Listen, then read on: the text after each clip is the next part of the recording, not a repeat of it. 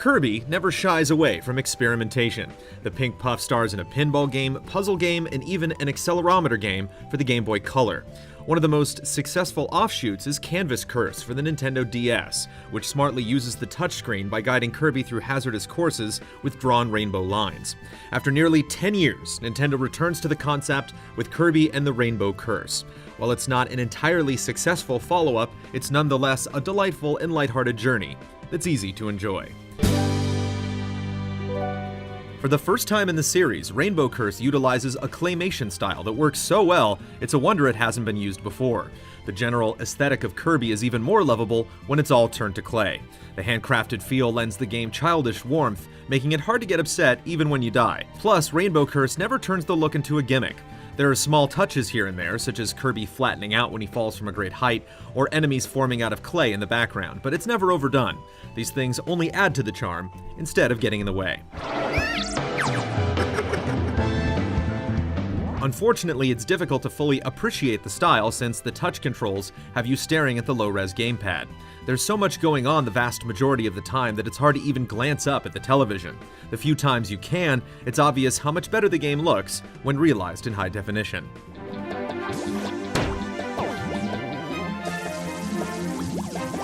The diverse levels are easy to admire, however. Right until the very end, Rainbow Curse throws in plenty of surprises. Expect to work your way up a giant tree, bounce around on the clouds, and even deal with two Kirbys at once. While each stage is strong, the best moments come from the various transformations.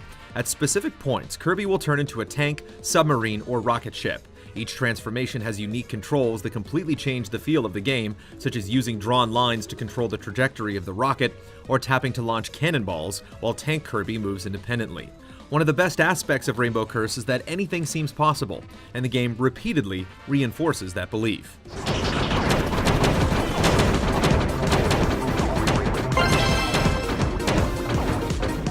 Considering how wildly creative the stages are, it's disappointing that the boss fights feel stretched thin.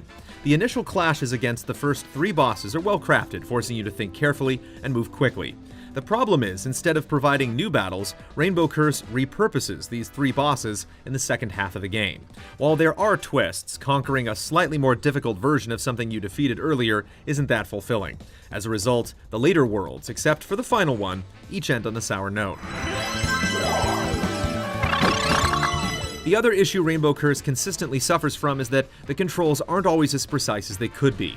Drawing platforms for Kirby to roll along is simple and intuitive enough, but attacking enemies can get a bit hairy. To attack, you have to tap Kirby, causing him to dash forward encircled in blue sparks. Because you constantly have to draw platforms underneath Kirby in tight corridors, it's easy to accidentally tap him instead, leading to death or unnecessary damage. Thankfully, Rainbow Curse is awfully generous when it comes to dishing out extra lives, making this a minor annoyance rather than a significant roadblock. There's also an option to skip levels if you're truly stuck, but we never needed it. An initial playthrough of Rainbow Curse should last around 8 hours, but there are plenty of secrets and other features that keep you around. Each stage has an assortment of figurines hidden throughout, and you usually have to solve a puzzle or perform an acrobatic feat to obtain them. Some of the figurines are relatively easy to snag, while others are deviously placed. It's a fine balance between rewarding you the first time through and leaving enough room to encourage repeated attempts. The drive to dive back in would be lessened if the figures weren't so lovingly detailed. Like any good toy, they're simply fun to look at, and each has a humorous description attached. Whoever was responsible for localizing the descriptions rightfully enjoyed themselves. In addition to the figurines, every level has a secret diary that can be earned at the end of the stage. The diaries contain crayon-drawn animated stories that fill in the narrative, and somehow manage to make the game even more adorable than it already is. Challenge mode and multiplayer round things out with varying levels of success.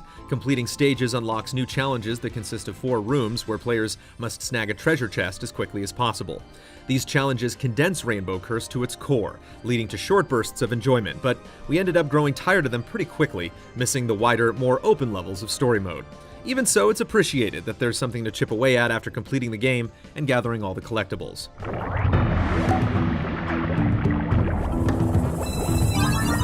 Multiplayer, on the other hand, feels rather tacked on. 3 other players can jump in as different colored Waddle Dees, each carrying a wooden spear.